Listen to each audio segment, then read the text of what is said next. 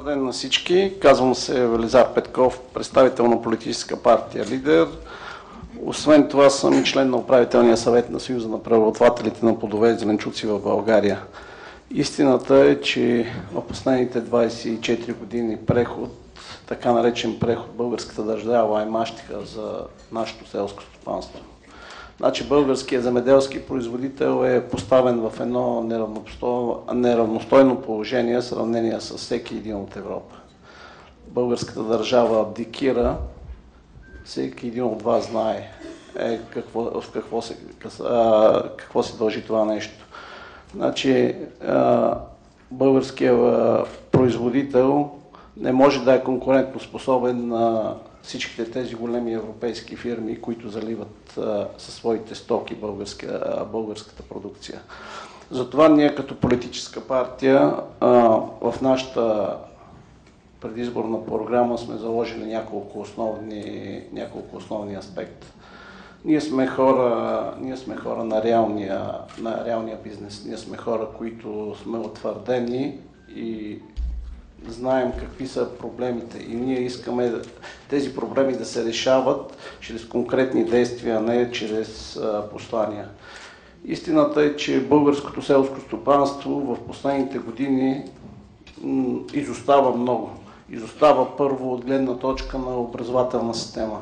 Ние нямаме подготвени кадри.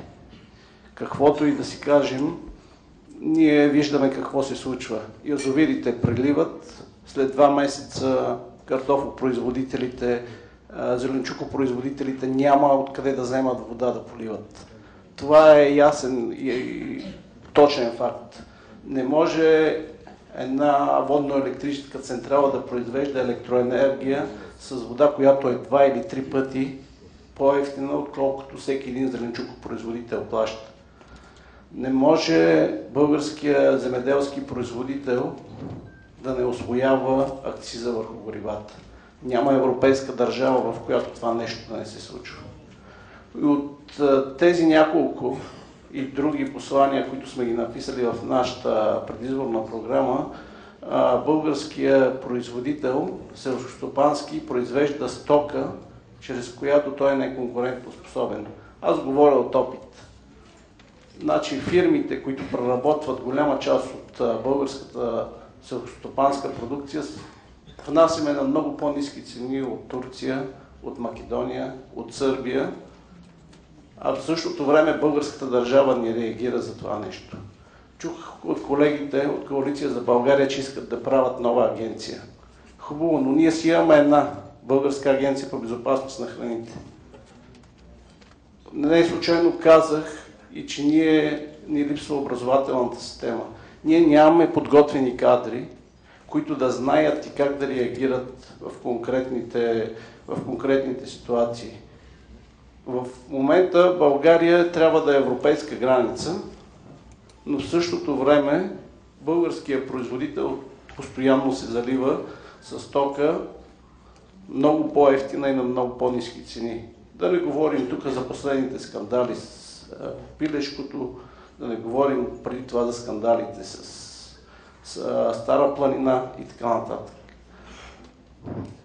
Значи, това бих казал най-накратко за нашата програма. Ще дам думата и на колегата, който е доста известен тук в последно време. Да, благодаря ви. Аз първо искам да благодаря на Асоциацията на земеделските производители в България за организирането на тази среща-дискусия. Второто, искам да благодаря на всички, които заговориха за пчеларството и за пчелите през последните дни доста интензивно. Това е крачка в правилната посока. И то в правилната посока да може да се обърне по-голямо внимание на пчеларството с цел да може да останат и да съществуват не само в България, на планетата Земя.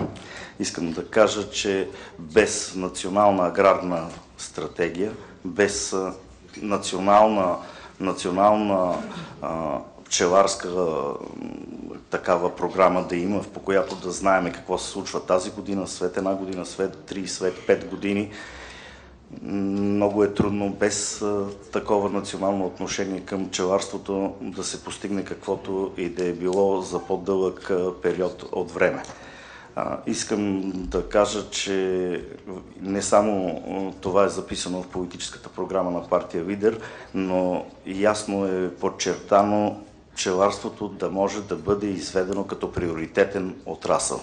Защото разбирате, че без пчели, а ние с всички браншове сме свързани, както и с зърнопроизводителите, както и с производителите на плодове и зеленчуци и други култури. Разбирате, че пчелите извършват дейност и това е опрашителната дейност и без тяхното съдействие, разбирате, че ще има драстично намаляване на продукцията.